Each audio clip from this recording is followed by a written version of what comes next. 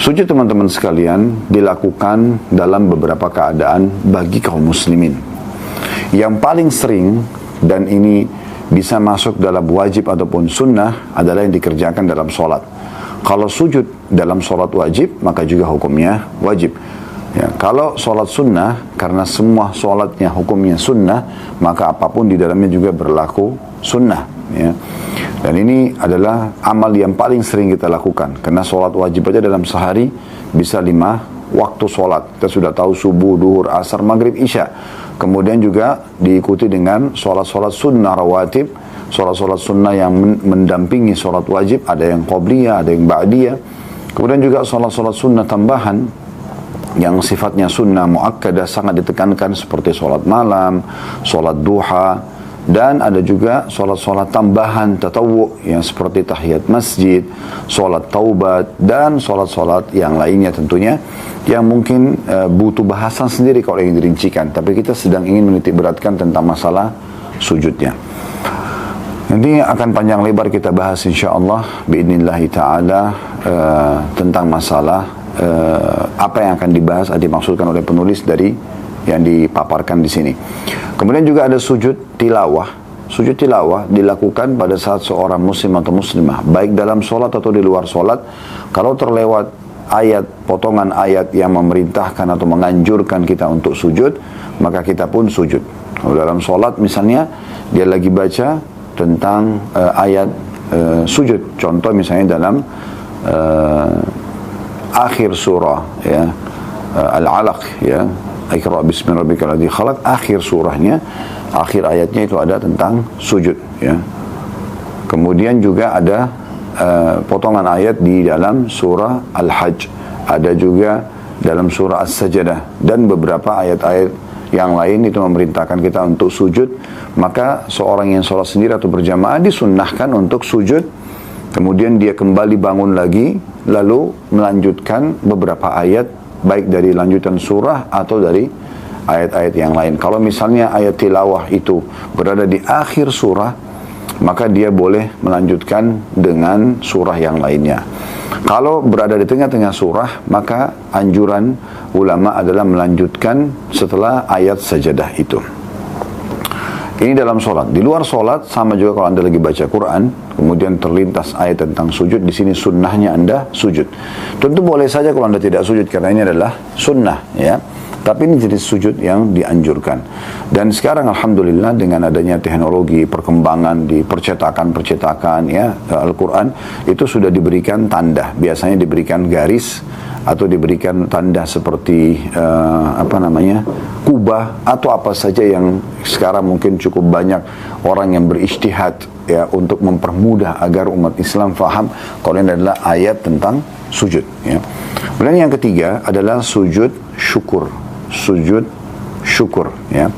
Nah, sujud syukur ini nanti akan kita bahas insyaallah panjang lebar biidznillah taala di saat memang kita mendapatkan informasi yang menggembirakan, apakah itu nikmat ataupun selamat dari musibah ya. Tapi ulama membatasi sujud syukur ini pada nikmat yang tidak terus menerus.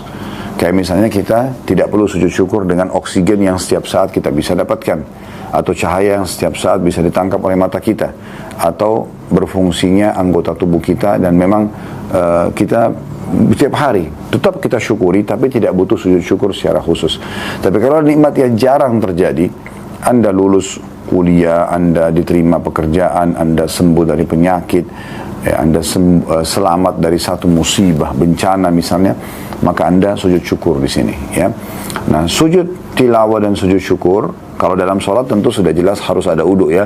Kalau di luar pun tetap anjuran ulama dalam keadaan suci, menghadap kiblat, tutup aurat, Anda sujud tilawah dan juga sujud syukur. Anda sujud tilawah dan sujud syukur. Nanti kita akan lebih panjang lebar bahas tentang masalah ini insyaAllah. Baik, ini tentang masalah judulnya. Kita akan masuk teman-teman sekalian, saya akan bacakan dulu apa yang ditulis oleh penulis di sini, baru kemudian kita seperti biasa menjelaskan lebih panjang lebar atau mensyarah lebih panjang lebar tentang masalah ini.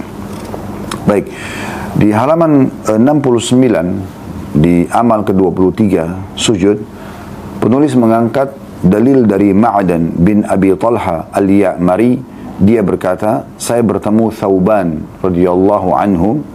Jadi Ma'dan ini seorang tabi'in. Thauban adalah sahabat, pembantu Rasulullah sallallahu alaihi wasallam.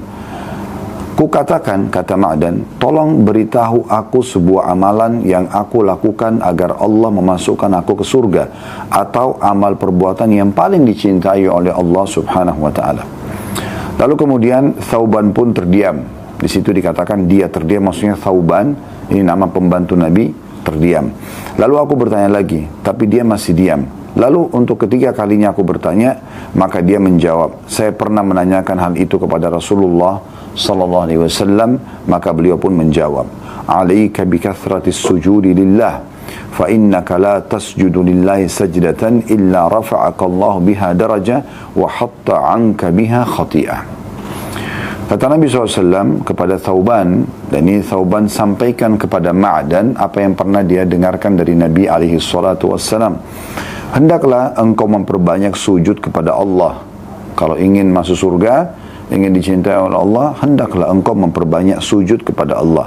Karena sesungguhnya tidaklah engkau sujud kepada Allah sekali, kecuali dengannya Allah pasti akan mengangkatmu satu derajat dan menghapus dengannya satu dosa darimu. Ma'dan berkata dari hadits ini, kemudian kutemui Abu Darda radhiyallahu anhu dan kutanyakan kepadanya hal itu. Kemudian dia menjawab padaku seperti jawaban Thauban kepadaku. Hadis ini diriwayatkan oleh Imam Muslim. Dari hadis ini teman-teman sekalian, kita bisa faham bahwasanya sujud adalah sebuah ibadah yang sangat mulia. Terbukti pertanyaan di sini Ma'dan kepada Thauban, ya, tentang amalan apa yang paling Allah cintai. Tunjukkan aku amalan yang bisa memasukkanku ke dalam surga. Dan Thauban menjawab sesuai dengan apa yang pernah dia dengarkan langsung dari Nabi SAW pada saat Thauban hidup bersama Nabi SAW di masa hidupnya Nabi SAW, dan menanyakan pertanyaan yang sama. Ya Rasulullah, tolong tunjukkan kepadaku amalan yang amalan ini seperti khusus dia lebih mempermudah aku masuk ke dalam surga. Ya, artinya di antara semua amalan-amalan itu amalan akan membawa ke dalam surga, tapi ada amalan mungkin yang Anda lebih rekomendasikan, ya, yang aku kalau kerjakan atau aku akan dicintai oleh Allah Subhanahu wa taala, atau dan akan dicintai oleh Allah Subhanahu wa taala. Maka Nabi SAW pun menyebutkan hadis ini, ya, bahwasanya kamu harus memperbanyak sujud kepada Allah Subhanahu wa taala. Nah, ini amalan yang sangat mulia, menunjukkan kedudukan sujud itu sendiri. Kemudian pelajaran kedua dari hadis adalah siapapun yang sujud kepada Allah Subhanahu wa taala, apakah sujud dalam sholat wajib, sholat sunnah, sujud tilawah tadi, ya, karena membaca ayat sujud, atau sujud syukur, ya, karena berterima kasih kepada Allah, maka orang seperti ini, ya, akan mendapatkan satu kali sujud pengangkatan satu derajat di surga. Ini menandakan berarti surga itu punya derajat yang sangat banyak. Anda bisa bayangkan kalau Anda hidup 80 tahun dan anggaplah, ya, 10 tahun atau 15 tahun masa sebelum balik belum tercatat, tapi setelahnya berarti Anda kalau 80 tahun ada 65 tahun Anda sujud kepada Allah sampai wafat, dan satu sujud bisa mengangkat satu derajat dan menghapus satu dosa. Ya, kira-kira berapa banyak derajat yang Anda bisa dapatkan? 80 tahun, satu hari ada 365, satu tahun ada 365 hari. Kalau satu hari Anda sujud satu kali saja, dan itu tidak mungkin, karena sholat 5 waktu saja, rakaat pertama 2 kali sujud, rakaat kedua 2 kali sujud. Itu kalau subuh berarti sudah 4 kali sujud. Kalau duhur berarti Anda sujud 8 kali karena 4 rakaat. Berarti sholat wajib di subuh ada 4, di duhur ada 8, sudah 12 sujud. Di asar ada 8, sudah 20 sujud. Kemudian di maghrib ada 6 sujud, ya, berarti 26. Dan di isya ada 8 lagi, ya, berarti ada 34 sujud, ya, yang Anda lakukan di sholat wajib. Itu belum sholat sunnahnya. Jadi dalam sehari bisa puluhan bahkan ratusan sujud Anda lakukan kepada Allah Subhanahu wa taala. Karena kalau kita bicara misalnya orang sholat duha 4 rakaat aja misalnya, belum sholat qabliyah subuh, belum 2 rakaat, belum qabliyah duhur, rakaat, ba'diyah duhur 4 rakaat, qobliyah asar 4 rakaat, qobliyah dan ba'diyah maghrib 2 rakaat, qobliyah dan ba'diyah isya 2 rakaat, belum sholat tahajud yang 11 rakaat. Bisa ratusan sujud Anda lakukan dalam sehari. Ya. Itu luar biasa. Berarti Anda punya ratusan derajat di surga yang Anda dinaikkan per harinya. Ini belum kita bicara kalau sujud syukur, belum kalau dia sujud tirawah ya. Bisa ratusan intinya. Nah kalau dia dapat ratusan derajat per hari, dikali 365 hari dalam 1 tahun, dikali 80. Anda bisa bayangkan berapa juta derajat yang Anda bisa akan dapatkan di surga. Berarti menandakan teman-teman sekalian, surga ini luar biasa.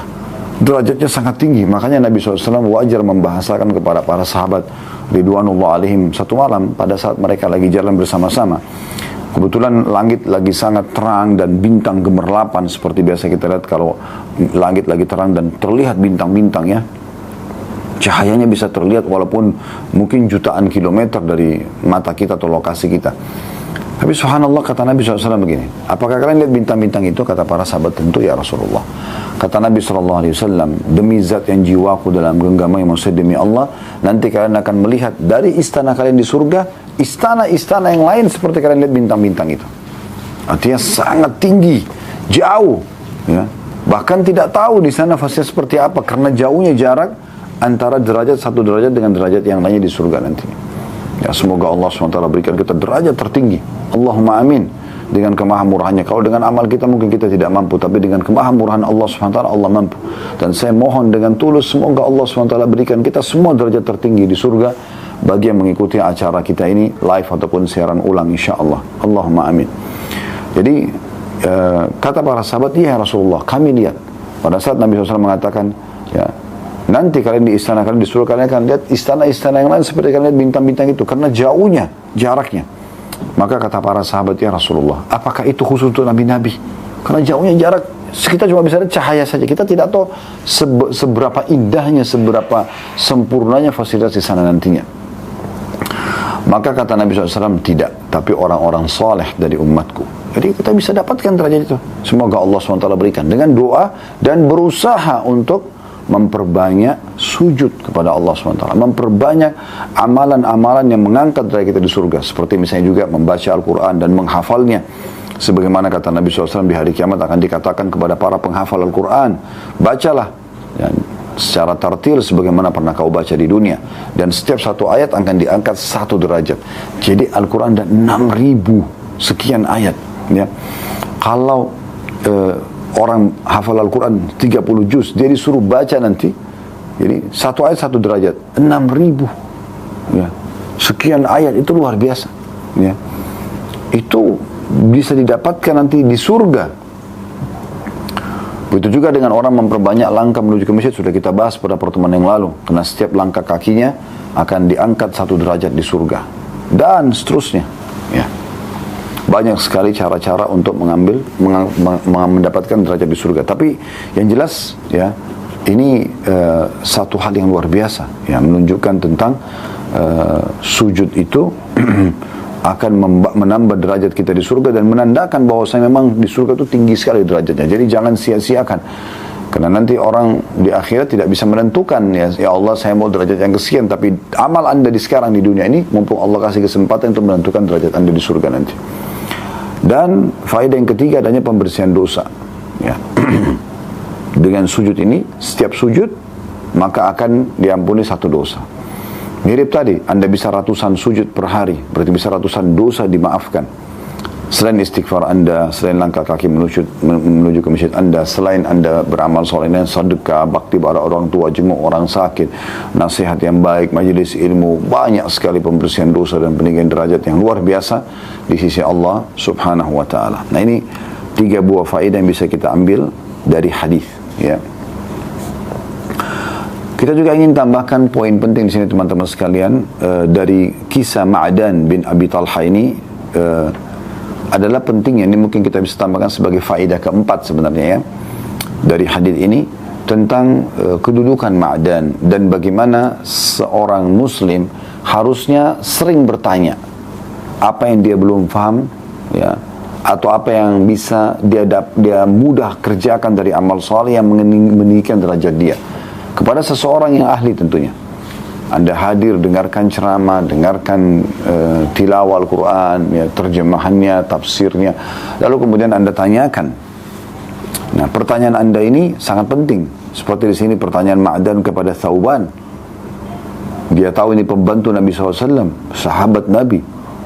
Pasti dia banyak mengetahui dari Nabi SAW, maka dia menanyakan dan sampai 3 kali dia ulangi pertanyaan tersebut agar dia ditunjukkan amalan yang bisa memasukkan dia ke dalam surga dan juga mendapatkan cinta Allah Subhanahu wa taala. Maka Thauban pun menjawab seperti apa yang pernah dia dengarkan dari Nabi alaihi salatu wassalam. Dan tidak masalah seseorang penuntut ilmu kalau dia masih ingin memperkuat amalan yang sudah dia dengarkan dari seorang ustaz atau dai atau seorang alim atau seorang syekh, seorang kiai, untuk dia tanyakan kepada orang lain lagi untuk memastikan. Di sini Ma'dan setelah menanyakan kepada Thauban, dia juga dalam riwayat tadi, riwayat Muslim di akhir tadi paragraf di buku kita ini, dia tanyakan juga kepada Abu Darda radhiyallahu anhum ajmain. Baik, kita pindah ke halaman setelahnya. Penulis mengatakan dalam hadis ini menunjukkan bahwa sungguhnya sujud itu adalah salah satu sebab terampuninya dosa. Demikianlah keutamaannya yang sangat besar. Ia adalah puncak ibadah dan tawadhu kepada Allah atau merendah ya di hadapan Allah Subhanahu wa taala. Setiap kali seseorang bersujud kepada Allah, niscaya Allah akan mengangkat derajatnya dan menghapus kesalahannya. Sebagaimana sabda Nabi SAW, "Inna aqraba ma yakunul 'abdu min rabbih wa huwa sajid, fa'akthiru fihi min ad-du'a faqamin an yustajaba lakum." Sesungguhnya saat paling dekat antara seorang hamba dengan Rabb-nya adalah pada saat dia bersujud. Maka perbanyaklah berdoa padanya, karena hal itu akan membuat kalian layak dikabulkan doanya. Dan di antara doa itu adalah memohon ampun kepada Allah Subhanahu wa taala. Baik teman-teman sekalian, dari hadis ini, dalil yang kedua, kita bisa ambil pelajaran. Yang pertama adalah bahwasanya sujud itu sangat mulia. Sampai-sampai dikatakan paling dekatnya seorang hamba kepada Allah justru pada saat dia sujud. Kok bisa? Bukankah Allah tinggi di atas langit sana dan juga bersemayam di atas arsy-Nya? Ya. Sangat jauh kitanya, hitungan manusia dengan Allah SWT. Tapi di mata Allah SWT seorang hamba itu sangat dekat. Dan Allah sangat dekat dengan hambanya. Dan Allah jadikan justru merendahnya hamba itu di hadapan sang pencipta Allah. Dengan meletakkan kepala dan dahi yang paling kita muliakan. Allah letakkan kepala kita di bagian atas karena mulianya posisi kepala tersebut. Dan itu diletakkan di tanah, bentuk kerendahan dan penghinaan diri di hadapan sang pencipta Allah. Di saat itu justru seorang hamba dianggap paling dekat dengan Tuhannya Allah Subhanahu wa taala. Nah, ini pelajaran pertama yang bisa diambil. Kemudian pelajaran yang kedua, dianjurkan pada saat sujud untuk memperbanyak doa. Ya, memperbanyak doa. Dan doa-doa ini boleh Anda panjatkan hajat-hajat Anda. Cuman saja memang penekanan para ulama terutama dalam mazhab Syafi'iyah agar menggunakan bahasa Arab, agar menggunakan bahasa Arab, ya, karena memang beliau Imam Syafi'i tidak melihat sama sekali bolehnya orang menggunakan bahasa selain bahasa Arab dalam doa di sujudnya.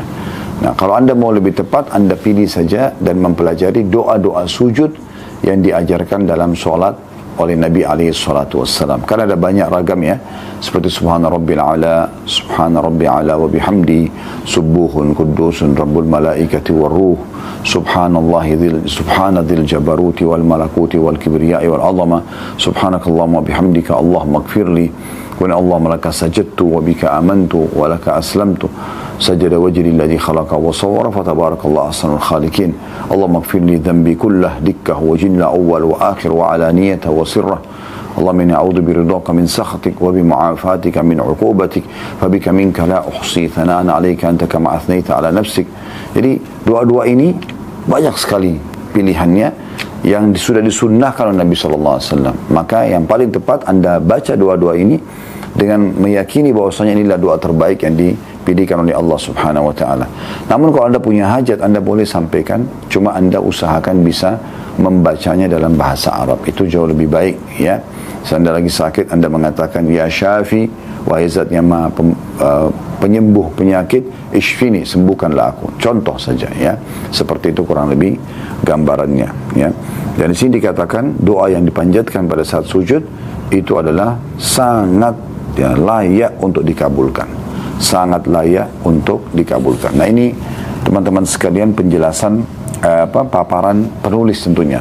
Nah seperti biasa kita tentunya akan masuk kepada syarah lebih jauh, panjang lebar membahas tentang sujud ini ya.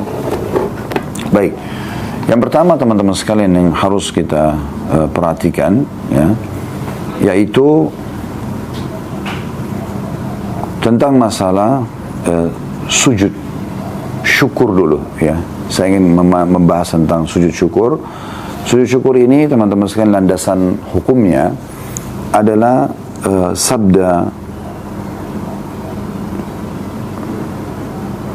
ini perkataan Abu Bakrah radhiyallahu anhu, sahabat Nabi, mengatakan anin Nabi sallallahu alaihi wasallam annahu kana idza ja'ahu amrun surur au busyira bihi kharra sajidan syakiran lillah. Abu Bakar menggambarkan radhiyallahu anhu bahwasanya baginda Nabi sallallahu alaihi wasallam bila mendapatkan berita yang menggembirakan atau disampaikan kepadanya berita gembira, maka beliau segera sujud sebagai tanda syukur kepada Allah. Hadis ini diriwayatkan oleh Abu Daud dan disahihkan oleh Syekh Albani.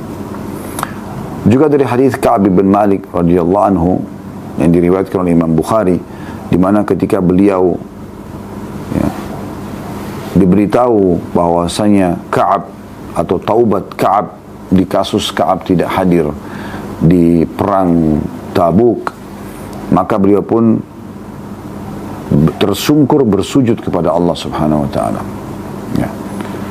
Hukum sujud ini sendiri ya, itu lebih kepada sunnah, sebagaimana disepakati oleh ulama Syafi'iyah dan Hanabilah, atau yang mengikuti madhab Syafi'i dan juga madhab Imam Ahmad. Sujud syukur ini teman-teman sekalian ya, ketika orang dikaruniai anak, ketika dia lolos dari satu musibah akan menimpa dia, atau ada sesuatu nikmat yang dia rasakan, yang nikmat ini datang kepadanya dan besar ya. Dia berhasil menikah dengan orang yang dia inginkan, dia berhasil masuk ke dalam satu proyek ya.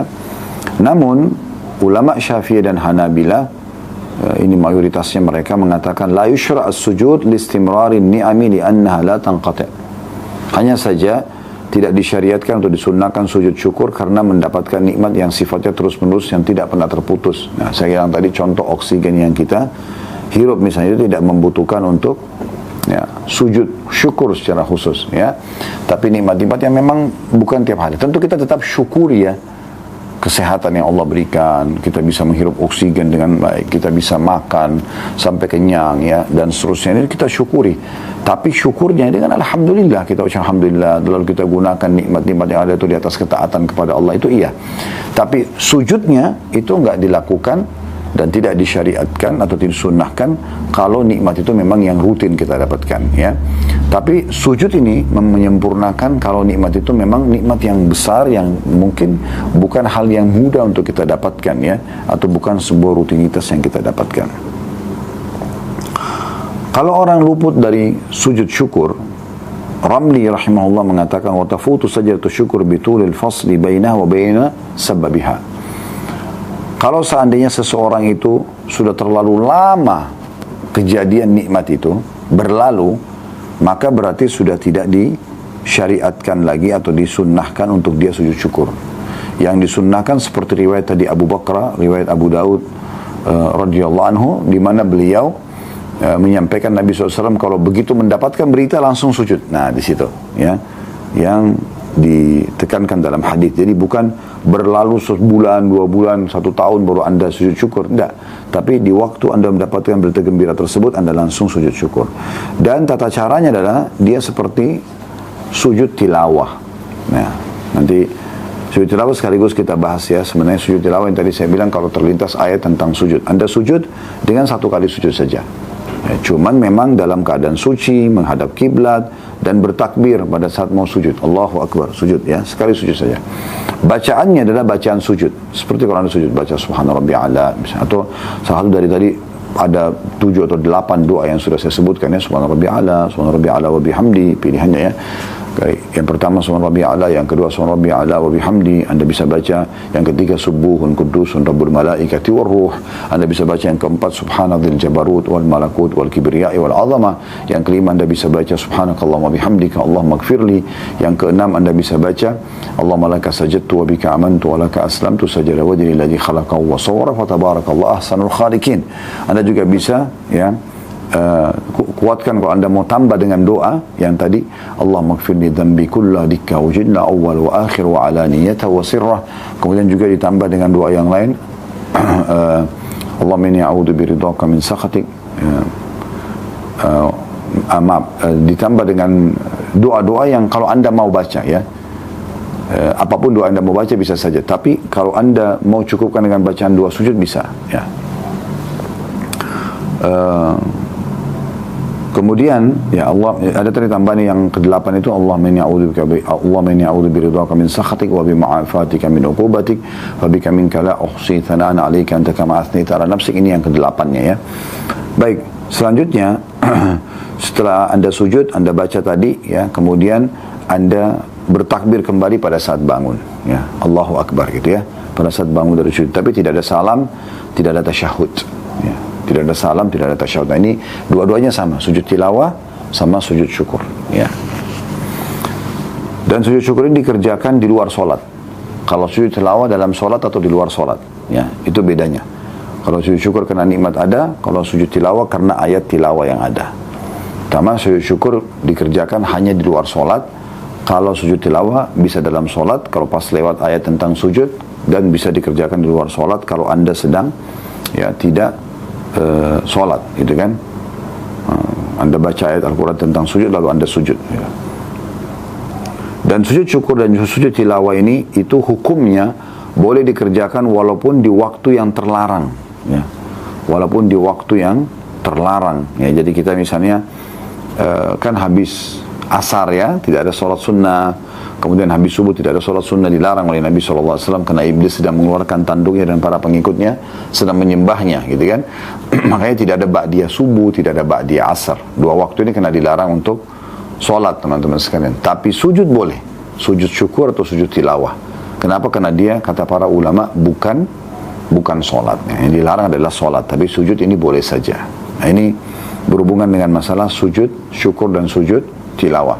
Sekarang kita masuk kepada sujud sholat. Nah, di sini teman-teman sekalian, sabda Nabi SAW tadi yang diangkat oleh penulis, yang dikatakan alaika bi kathratis sujud ya, itu masuk dalamnya sujud sholat wajib dan sholat sunnah. Tetapi sebagian ulama lebih menekankan sholat wajib sudah jelas, itu bukan pilihan. Tapi yang ditekankan adalah sholat sunnah. Karena sebenarnya sholat wajib bukan opsional, dia harus Anda kerjakan. Tapi sholat sunnah ini opsional, pilihan. Maka sebagian ulama mengatakan hadis tadi yang disebutkan oleh Thauban radhiyallahu anhu, Nabi SAW mengatakan kepadanya untuk masuk ke dalam surga dan juga untuk mendapatkan cinta Allah, alaika bi kathratis sujud ya. Maka perbanyak sujud, ini maksudnya sholat sunnah di sini. Ada pendapat ulama yang mengatakan sholat sunnah. Tentu sholat wajib masuk dalamnya sujud-sujudnya, tetapi itu memang kewajiban. Kita bicara sekarang alaika bi kathrah, kata Nabi SAW, kamu harus perbanyak sujud. Di sini bahasa kathrah itu arahnya kepada perbanyak sholat sunnah. Karena yang boleh diperbanyak sholat sunnah. Kalau sholat wajib tidak diperbanyak, sudah ditentukan waktunya, ditentukan jumlahnya, nggak bisa kita tambah. Tapi kalau kayak sholat duha misalnya, Anda bisa 2 rakaat, Anda bisa 4 rakaat, Anda bisa 8 rakaat. Bahkan ulama mengatakan tidak ada batas dalam sholat duha. Sholat malam misalnya, sholat tahajud, Anda boleh 2 rakaat, Anda itu jumlah minimal, bisa lebih daripada itu terserah. Yang Nabi SAW kerjakan biasa sampai 11 rakaat gabungan antara tahajud dengan sholat witirnya misalnya. Anda bisa sholat taubat, Anda bisa ini dan itu ya, banyak yang bisa dikerjakan tentunya. Nah, jadi di sini lebih arahnya kepada sholat sunnah ya. Tentu sholat wajib sebagaimana saya ulangi dan akan saya ingatkan lagi, itu sudah bukan pilihan, berarti sudah masuk secara otomatis ya. Tinggal yang dimaksud dengan kathrah, memperbanyak, adalah sholat sunnahnya. Baik, sholat sunnah ini teman-teman sekalian banyak sekali manfaatnya. Jadi kita berharap tentunya dengan bahasan kita ini jangan lagi ada yang mengatakan, kenapa Bapak Ibu nggak sholat sunnah, nggak sholat duha? Kan cuman sunnah. Kenapa Bapak Ibu nggak sholat tahajud? Kan cuman sunnah. Ya, selalu bahasanya kan cuma sunnah. Karena mengatakan sunnah dan definisi yang dia fahami sunnah dalam fikih, ya, itu adalah mengerjakannya dapat pahala, ditinggalkan tidak berdosa. Nah, teman-teman sekalian, ulama menyusun definisi ini. Sunnah adalah orang kalau dikerjakan pelakunya akan mendapatkan balasan atau pahala, dan ditinggalkan tidak berdosa. Kenapa ulama mendahulukan di sini potongan pertamanya mengerjakannya dapat pahala? Agar kita memprioritaskan mengerjakannya. Walaupun kalau ditinggalkan tidak berdosa. Kenapa Anda pilih potongan keduanya? Kenapa Anda malah milih, oh kan tidak berdosa. Tapi Anda lupa potongan definisi pertama, mengerjakannya dapat pahala. Kenapa bukan ini yang Anda kejar? Kenapa yang potongan kedua Anda kejar? Kan sayang sekali. Berarti kalau Anda mengatakan, kan sunnah kalau ditinggalkan tidak berdosa. Kan begitu bahasanya. Nah di sini seakan-akan Anda mengatakan, ya sudah saya tidak mau pahalanya kok. Karena definisi sunnah adalah mengerjakan dapat pahala. Meninggalkannya tidak berdosa, gitu kan? Berarti harus kita dahulukan memilih mengerjakannya dulu. Puasa sunnah, sholat sunnah, zikir, baca Al-Quran, semua itu kan sunnah-sunnah Nabi SAW. Tidak apa-apa nggak dikerjakan, tapi Anda kehilangan banyak sekali peluang pahala. Ya, jadi mulai sekarang jangan Anda milah-milah, gitu kan? Oh, jadi kan karena sunnah tidak usah saya kerjakan. Tidak, sunnah juga termasuk perintah agama. Dan Anda kehilangan banyak sekali faedah. Nah, diantaranya, perhatikan, faedah pertama sholat sunnah adalah dia akan membantu dan menyempurnakan kekurangan timbangan sholat wajib di hari kiamat nanti. Sebagaimana hadis yang sahih, ya, hadis yang masyhur, hadis riwayat Abu Dawud dan Ibnu Majah, juga Imam Ahmad, ya. Kata Nabi SAW dari hadits Abu Hurairah radhiyallahu anhu, "Inna awwala ma yuhasabun nasu bihi yaumal qiyamati min a'malihim as-shalah." Ketahuilah, yang paling pertama dihisab dari manusia pada hari kiamat nanti adalah salat. Dari amal-amal mereka salat dulu. Qala yaqulu rabbuna, ya. Dan Nabi SAW mengatakan, Tuhan kita semua, ya, berfirman, Jalla wa azz, Allah yang maha mulia dan maha tinggi, li malaikatihi, dia berkata kepada malaikatnya, wa huwa a'lamu, dan dia lebih mengetahui sebenarnya. Allah bila tidak tanya sudah tahu, tapi Allah kena tugaskan malaikat, Allah tanyakan kepada mereka. Unzuru fi salati abdi atammaha am naqasaha. Cek salatnya hamba-hambaku ini, atau hambaku yang lagi ditimbang amalnya, apakah salatnya sempurna atau kurang. Fa in kanat tammatan kutibat lahu tammah. Kalau salatnya sudah sempurna, diberikan pahala sempurna. Wa in kana taqasa minha syai'a. Dan kalau salat wajibnya ternyata ada yang kurang khusyuk, dia lupa wudu, apalah ya yang kira-kira menjadi kendala diterima salat wajibnya. Qala anzur hal li 'abdi min tatawwu'in. Allah mengatakan kepada para malaikat, cek coba ada salat sunnahnya enggak. Fa in kana lahu tatawwu'un qala atimmu li 'abdi faridatahu min tatawwu'ihi thumma tu'khadul a'malu ala dzakum. Ya. Maka Allah mengatakan, cek amalan sunnah, salat sunnahnya hambaku ini, ya. Kalau ada, maka sempurnakanlah kekurangan yang ada pada wajib tersebut dengan amalan sunnahnya. Kemudian amalan lain akan diperlakukan seperti ini.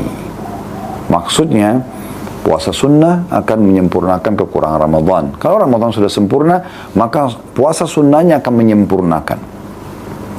Kalau salat wajibnya sudah sempurna, maka salat sunnah ini hanya akan menambah lagi, ya, keutamaan bagi dia, derajat di surga, pahala yang melimpah. Kemudian sedekah akan menyempurnakan zakat kalau ada zakat yang kurang, salah dalam hitungan misalnya. Dan kalau zakat sudah sempurna, maka sedekahnya menambah keutamaan dia dan kemuliaannya nanti di surga. Kemudian begitu juga dengan umrah, akan menyempurnakan. Haji kalau kurang, kalau haji sudah sempurna, maka umrah ini akan menjadi tambahan ekstra pahala buat dia. Oleh karena itu teman-teman jangan anggap remeh, ya. Dan Anda kalau ingin memulai apapun, kegiatan apapun, saran kami mulai perbaiki dari sholat. Kalau sholat wajib Anda sudah Anda sempurnakan, lalu Anda benahi pelan-pelan sholat sunnah, sempurnakan satu persatu, sholat qabliyah, sholat ba'diyah, kemudian sholat duha, sholat tahajud. Anda coba sempurnakan, lakukan, maka nanti mirip seperti isi hadis ini. Walaupun hadis ini sebenarnya menjelaskan tentang nanti kejadian di hari kiamat, ya kan gitu. Tetapi sebagian ulama mengatakan ini sebenarnya di dunia. Kalau sholat termasuk awal amal dihisab hari kiamat, maka di dunia juga dia adalah awal amal yang harus jadi perhatian khusus. Nah, gitu. Jadi bagaimana nanti dia kalau diperhatikan secara khusus akan memudahkan seseorang itu membenahi yang lainnya. Tapi kapan sholatnya terbengkalai, sholat wajibnya asal-asalan, khusyuk atau tidak terserah, ya sholat sunnah malas sekali dikerjakan, ya. Dia tidak tahu syarat dan rukun serta kewajiban dan yang membatalkan sholat. Yang penting dia kerjakan saja, ya, atau dia kerjakan kapan dia mau misalnya. Maka ini, ya, kita akan temukan di kehidupan dia seluruhnya juga tidak akan teratur dengan rapi. Nah ini poin penting teman-teman sekalian. Kemudian sholat sunnah juga ini, ya, akan mengampuni dosa. Nah di sini ulama pada saat, ya, membahas tentang keutamaan sholat sunnah, mereka mengangkat hadis yang baru saja kita bahas, hadis Thauban radhiyallahu anhu yang muncul karena pertanyaan Ma'dan tadi, ya, yang kata Nabi SAW, alaika bikathrat sujud lillah, perbanyaklah sujudmu untuk Allah, ya, karena kamu tidak sujud satu kali kecuali Allah akan angkat kamu satu derajat dan menghapuskan darimu satu dosa. Berarti sujud tadi yang sudah kita juga panjang lebar paparkan, wajib, sunnah, syukur atau tilawah, semua akan menjadi pembersihan dosa, ya. Kemudian juga sholat sunnah ini dan umumnya ibadah sunnah, ya, mendekatkan kita kepada Nabi alaihi salatu wassalam. Dari hadis Rabi'ah bin Ka'ab al-Aslami radhiyallahu anhu, beliau berkata, kuntu abitu ma'a Rasulillah sallallahu alaihi wasallam. Satu malam pernah aku nginap bersama Nabi SAW. Fa'ataitu bi'udu'ihi wa hajatihi. Lalu aku pada saat bangun malam menyiapkan air wudu beliau dan hajat-hajat Nabi SAW, siwaknya, ya, sendal beliau, apa yang dibutuhkan, ya. Faqala li sal, maka setelah itu, setelah Nabi SAW wudu, setelah dilayani, kata Nabi SAW, mintalah. Kalau mau sesuatu minta. Fakultu as'aluka murafakataka fil jannah. Murafakataka fil jannah. Ya Rasulullah, saya minta agar saya bersama Anda di surga nanti. Qala awa ghaira dhalik, ada lagi enggak yang kamu minta? Qultu huwa dhak, hanya itu ya Rasulullah. Artinya kalau aku bisa bersama Anda di surga, udah selesai. Pasti derajatnya tinggi, pasti mulia, gitu kan. Dan selalu bersama orang yang sangat mulia. Tiap hari bisa melihat Anda, tiap hari bisa berdekatan dengan Anda, gitu kan. Qala fa'inni ala nafsika bikathratis sujud. Kalau gitu, tolong aku agar bisa memenuhi hajatmu itu dengan memperbanyak sujud. Nah, sujud tadi, sujud salat wajib, salat sunnah, sujud syukur, sujud tilawah yang sudah kita panjang lebar paparkan. Dan hadis ini hadis sahih diriwayatkan oleh Imam Muslim. Kemudian juga teman-teman sekalian, ya, dia akan mendatangkan cinta Allah Subhanahu wa taala, ya. Cinta Allah Subhanahu wa taala, dan dia akan menjadi orang-orang pilihan Allah Subhanahu wa taala, ya. Hadis yang masyhur, hadis ini hadis yang sahih riwayat Bukhari yang berbunyi dari Abu Hurairah radhiyallahu anhu bahwasanya Nabi sallallahu alaihi wasallam mengatakan, innallaha qal, sesungguhnya Allah berfirman, man 'ada li waliyan faqad adantu bil harb.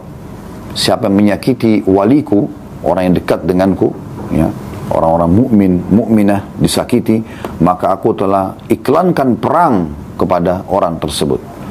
Wa ma taqarraba ilayya 'abdi bi syai'in ahabbu ilayya mimma aftaradtuhu alaihi.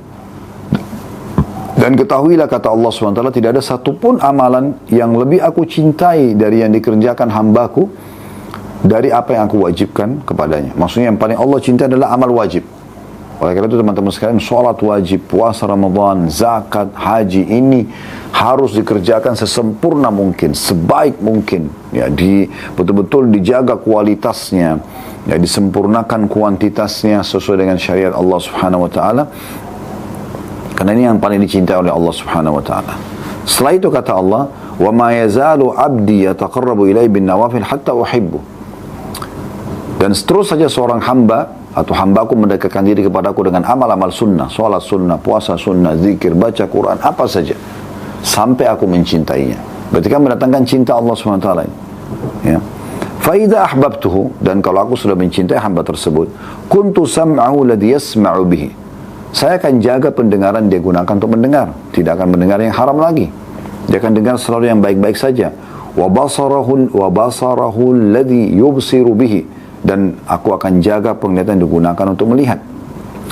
Wa yadahu allati yabtushu biha, dan juga akan aku jaga tangannya yang digunakan untuk menjama. Wa rijlahu allati yamshi biha, dan kaki yang digunakan untuk melangkah. Wa in sa'alani la'ataitu la'utiyanna. Kalau dia minta padaku setelah dia kerjakan yang wajib, dia kerjakan yang sunnah ini, aku akan kasih. Wala in ista'adhani lawidhanna. Kalau dia minta tolong, pasti aku akan tolong. Nah, ini luar biasa ya. Manfaat daripada sholat sunnah bisa menjadikan kita sebagai wali Allah Subhanahu Wa Taala. Ya. Jadi teman-teman sekalian, jangan sia-siakan. Ya, ini kesempatan emas kita untuk selalu menjaga amalan sujud ini, dan sudah kita paparkan panjang lebar tadi tentang masalah sujud. Baik, saya akan coba bacakan pertanyaan yang sudah masuk. Ya. Yang pertama dari seorang laki-laki, ini Masya Allah 12 tahun ya, di Jakarta Barat, seorang pelajar bernama Syahmi. Setelah salam, Waalaikumsalam warahmatullahi wabarakatuh, izin bertanya Ustaz, apa hukumnya sujud sahwi? Karena waktu itu saya lupa rakaat sholat. Syukran jazakallah khair. Oh Masya Allah, ini saya diingatkan ya. Ya, ada sujud lain juga namanya sujud sahwi. Sahwi artinya kelalaian. Nah, sujud sahwi ini teman-teman sekalian, kalau Anda lewat dari sholat, misalnya satu rakaat ke rakaat yang setelahnya. Contoh, di rakaat pertama Anda ternyata cuma sujud satu kali. Anda pikir sudah 2 kali. Kemudian di rakaat ketiga Anda baru ingat, seperti tadi baru satu kali sujud ya, tapi sudah lewat dari rakaat pertama ya. Kalau Anda ingat pas ya, Anda baru mau berdiri ke rakaat yang kedua, Anda sujud dulu. Tetapi kalau Anda ingatnya justru setelah lewat, apalagi kalau setelah salam, ini ada hukum sujud sahwi. Nah, kalau kelalaian dalam sholat diingat dalam sholat, maka sujud sahwinya sebelum salam. Sujud sahwinya sebelum salam. Dan sujud sahwi ini dikerjakan 2 kali. 2 kali sujud. Ya. Dan bacanya bisa dibacaan sholat. Bacaan sujud maksud saya. Tadi sudah kita sebutkan jenis-jenis bacaan sujud ya. Kalau Anda ingatnya setelah salam, misalnya Anda sudah salam, baru Anda tahu, oh ternyata tadi rakaatnya ada yang lupa. Apakah Anda jadi imam diingatkan oleh makmum, atau tiba-tiba Anda ingat sendiri? Dan ini pernah terjadi di masa Nabi SAW. Pernah beliau sholat, kalau tidak salah sholat asar waktu itu. Beliau salam di rakaat kedua. Dan tradisi Nabi SAW, kebiasaan beliau, habis sholat beliau zikir, habis zikir beliau berdiri, menunggu di pintu masjid, siapa tahu ada sahabat yang butuh untuk bertanya atau punya hajat yang beliau akan penuhi. Ada seorang sahabat menemui Nabi SAW selepas beliau zikir di pintu masjid, lalu kemudian mengatakan, ya Rasulullah, apakah ya turun ayat mengembalikan sholat ke rakaat yang pertama? Maksudnya apa? Dulu awal sekali diperintahkan sholat di fase Mekah, kejadian Isra Mi'raj, semua sholat 2 rakaat, subuh 2, duhur 2, asar 2, maghrib 2, isya 2, semua 2 rakaat. Berubahnya jumlah-jumlah sholat ini setelah hijrah Nabi SAW ke Madinah. Subuh masih tetap, duhur, asar dan isya ditambah 2 rakaat, maghrib ditambah 1 rakaat. Waktu itu Nabi SAW sholat asar, begitu selesai tahiyat pertama, beliau sudah salam. Dan tidak ada yang menegur Nabi SAW, tidak ada yang mengingatkan. Maka sahabat ini datang dan mengatakan, ya Rasulullah, tadi ada Anda sebenarnya sholat cuma 2 rakaat. Gitu. Tapi beliau mengatakan dengan santun, ya Rasulullah, apakah turun wahyu mengembalikan jumlah rakaat seperti awal dulu, cuma 2 rakaat? Maka kata Nabi SAW, tidak. Sahabatnya mengatakan, apakah anda lupa? Kata Nabi SAW, tidak, saya tidak lupa. Tapi ya Rasulullah, tadi anda sholat cuma 2 rakaat, asar. Maka Nabi SAW pun memegang tangan sahabatnya lalu masuk ke masjid, kembali, dan kebetulan waktu itu sahabat masih belum pada bubar. Kata Nabi SAW, apakah betul yang dikatakan orang ini, bahwasanya saya cuma sholat 2 rakaat dan salam? Mereka mengatakan, benar ya Rasulullah. Langsung Nabi SAW berdiri kembali menghadap kiblat, diikuti para sahabat menambah 2 rakaat tersebut. Kemudian salam. Selepas salam, beliau sujud sahwi 2 kali. Tanpa salam lagi. Kenapa? Karena ingatnya setelah salam. Salam sholat maksudnya. Jadi kalau anda ingat di dalam sholat, sebelum salam sholat, maka sujudnya sebelum salam sholat itu. Sujud 2 kali, kemudian baru anda salam sholat. Tapi kalau anda ingatnya setelah salam sholat, maka sujud sahwinya juga setelah salam tersebut. Ya, Allahu a'lam. Selanjutnya dari hamba Allah, setelah salam, Waalaikumsalam warahmatullahi wabarakatuh. Ustaz, apakah sholat wajib yang dulu tidak dilaksanakan, apa bisa diganti? Semoga Ustaz selalu diberi kesehatan dan kelancaran. Terima kasih. Ini butuh rincian. Kalau anda meninggalkan sholat tersebut karena lupa, itu kasus pertama, maka dikerjakan kapan ingat. Karena kata Nabi SAW, siapa yang lupa sholat, maka dia kerjakan kapan dia ingat. Misal, anda baru ingat sekarang, oh 2 hari yang lalu saya belum sholat isya. Misal, baru ingat sekarang, saya ketiduran, selepas habis maghrib saya ketiduran. Saya bangunnya sudah menjelang subuh, saya pikir saya sudah sholat isya. Berjalanlah hari pertama, besoknya. Hari kedua sekarang anda baru ingat. Maka anda kerjakan sekarang, walaupun sekarang ini waktu duhur. Misalnya, anda kerjakan sholat isya karena ingat pada saat itu. Ini yang kasus pertama.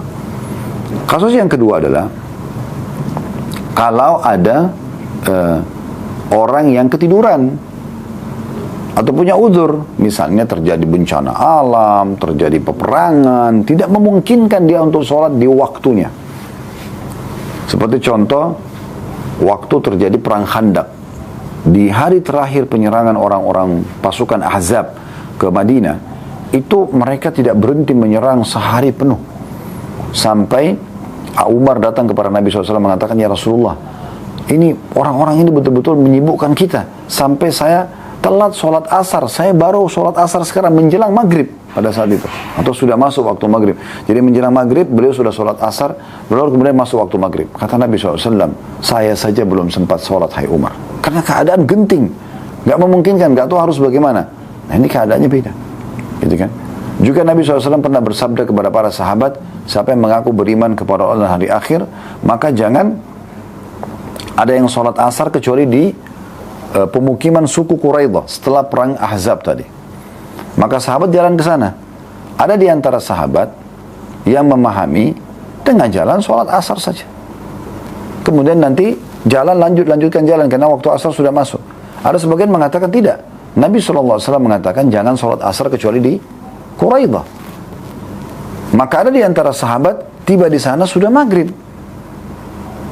Lalu mereka belum sholat asar, maka mereka kerjakan asar tersebut. Karena kondisinya pada saat itu, mereka masih dalam kondisi peperangan, gitu kan. Itu berbeda kasusnya. Ya. Kemudian kasus yang ketiga adalah kalau seseorang, ini khusus kalau wanita ya, masuk waktu sholat, misal haid ya, duhur misalnya, hari ini misalnya contoh, duhur misalnya, anggaplah jam 12, kita bulatin ya. 12 kurang seperempat, kurang 20 menit. Tapi kita ambil misalnya jam 12 siang duhur. Wanita ini sampai jam 12 masuk waktu duhur, dia belum haid. Namun dia tidak langsung sholat. Dia sholatnya nanti jam 2. Pas dia mau sholat jam 2, darah haidnya keluar. Di sini dia punya kewajiban untuk membayar duhur itu. Kenapa? Karena dia sebenarnya punya kewajiban mengerjakannya, belum masuk haid, kecuali haidnya, darah haid keluar sebelum azan duhur. Nah itu lain kasusnya, ya. Kasus yang keempat ini mirip dengan kasus yang ketiga. Kemarin subhanallah ada yang tanyakan kepada saya, Ustadz, apa hukumnya istri saya nifas setelah melahirkan? Nah, yang difahami oleh sang suami, dia sampaikan ke istrinya, dan istrinya juga faham itu, nifas ini sampai 40 hari. Jadi selama belum sampai 40 hari, walaupun sudah kering, tidak ada darah lagi, tetap harus tidak sholat. Sampai 40 hari baru dia bersuci. Padahal sebenarnya, kasusnya, setelah berlalu 30 hari, sang istri sudah suci. Tapi karena mereka salah dalam pemahaman agamanya, belum tahu ilmunya, maka rupanya sang istri ini, karena ikut suaminya, 10 hari lagi dia tidak sholat, tapi dalam kondisi sudah suci. Sudah tidak ada darahnya sama sekali. Karena dia fahamnya harus bulat 40 hari. Padahal sebenarnya pendapat sebagian ulama, ada yang mengatakan 40 hari itu batas maksimalnya. Gitu kan. Maka ditanyakan kepada saya, kira-kira bagaimana? Saya baru tahu ini, ternyata begitu suci, sudah tidak ada darah, mandi dan sholat. Gitu kan. Ini pas terjadi di hari ke-30. Sekarang istri saya ada 10 hari nggak sholat. Ini bagaimana hukumnya? Saya lalu memastikan hukum ini kepada Dr. Ziyad Abbadi Hafidahullah. Beliau pakar hadis di Jordan. Saya tanyakan melalui suara, ini hukumnya gimana nih? Kata beliau, semoga Allah berikan hidayah si penanya. Kenapa dia tidak pelajari hukum ini? Padahal ini ada hal yang darurat, beliau bilang. Harusnya tolak ukurnya bukan 40 hari, tapi tolak ukurnya adalah sucinya si wanita tersebut. Lalu solusinya adalah dia harus mengqadha sholat yang 10 hari itu. Terus saya tanya lagi, bagaimana cara qadhanya Syekh? Beliau mengatakan bisa dua opsi. Opsi yang pertama adalah dia kerjakan sekaligus. 10 hari itu berarti ada 50 sholat. Karena satu hari kan ya 10 sholat, 5 sholat maaf. Subuh, duhur, asar, maghrib, isya, gitu kan. Hari kedua subuh, duhur, asar, maghrib, isya. Berarti satu hari 5 sholat. Ya, berarti ada 10 subuh, ada 10 duhur, ada 10 asar, ada 10 maghrib, ada 10 isya. Maka dia kerjakan sekaligus itu semua dalam satu hari.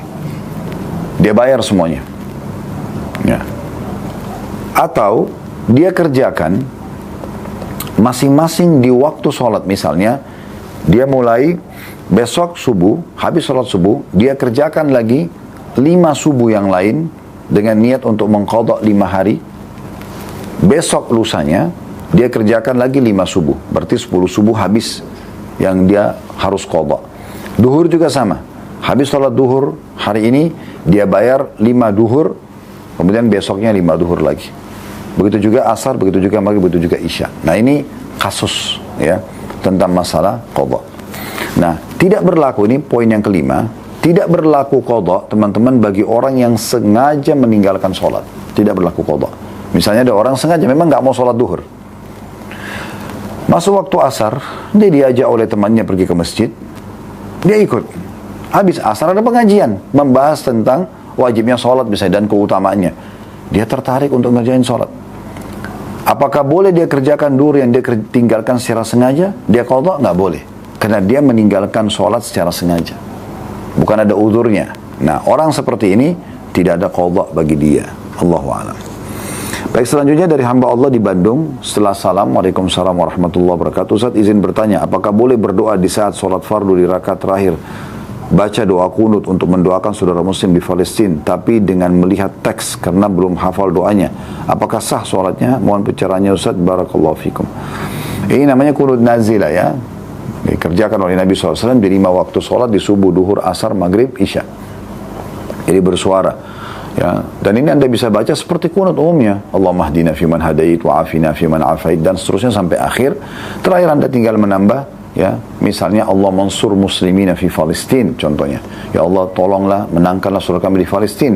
Kalau Anda cuma bisa itu cukup. Ya, tapi kalau Anda mau tambahkan dengan doa-doa lain, dengan mendoakan misalnya kehancuran buat musuh sebagaimana Nabi SAW doakan, karena kan harus dalam bahasa Arab.